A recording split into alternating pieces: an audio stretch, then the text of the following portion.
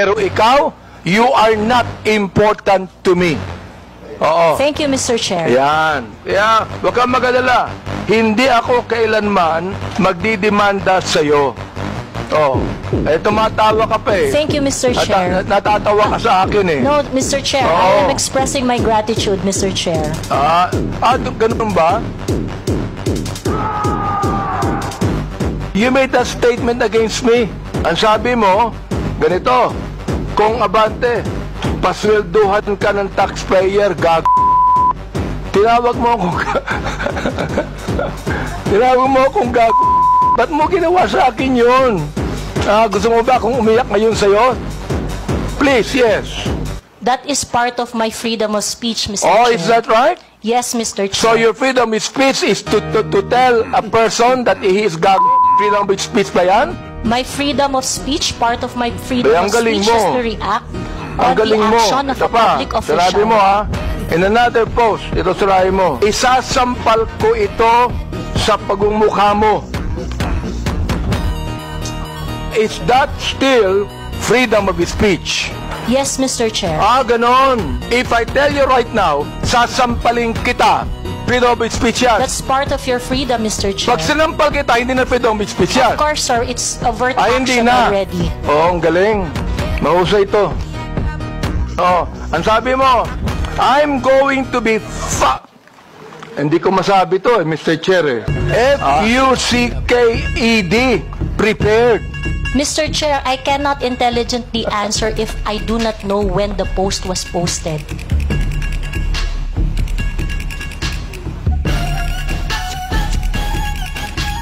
You can post something today and you forget that tomorrow. Am I right? That is correct, Mr. Chair. That's very likely. You hated me. Hindi pwedeng sabihin mo sa akin na you love me. Is that a person that you said that you love me? I love you, and because of that, isasampal ko ito sa'yo. At the very most, I do not like your performance as a member of the 19th Congress. But hate is such a powerful word, Mr. Chair. If you think that you are violated by my exercise of my freedom, you would have your right and No, court. don't worry. I'm not going to charge you. If I charge you in court, matatalo ka eh. Pero hindi. Kayo po mga vlogger natin, do you agree with what Miss Joey Cruz said?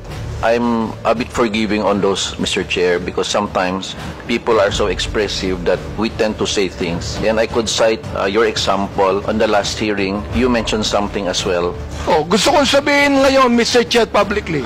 Ikaw ang binalik ko lang sa kanya eh. Siya ang unang nagsabi. Nasa public eye din po kami, gaya po ninyo. So, whatever content or opinions that we also post online, nakaka-receive din po kami ng mga gaya ninyo na masasakit na salita. Kaya naiintindihan po namin kung saan din kayo nanggagaling. However, ang difference lang po natin, ang atake sa amin personal, ang atake po sa inyo, on your official function. Hindi ako binabas ng sino man bago ang Quadcom. Bakit kaya? Di ba? Share if I mean, hindi ako nababas eh. Ngayon lang talaga, Miss Cruz, wala akong karapatang tawagin kitang gago. And I respect your opinion, Mr. Chair. Not my opinion. That is my belief. I Iba yung respect your opinion, belief, Mr. iba Chair. yung belief. Marami ring bashing ang binigay ni Miss Cruz kay Congressman Ace Barbers eh. Mr. Chair, I would just like to inform the court that there is a pending action that I have against Ace Barber. So I would like to invoke the sub judice rule on that matter. Wala namang kasong pinail eh. No, Mr. Chair, I filed a libel suit against Congressman Barber. Kay Ace Barbers. Yes, Mr. Chair. Oo. Huwag ka na mag-file ng libel suit sa akin. Wala naman akong sinabing masama sa iyo eh.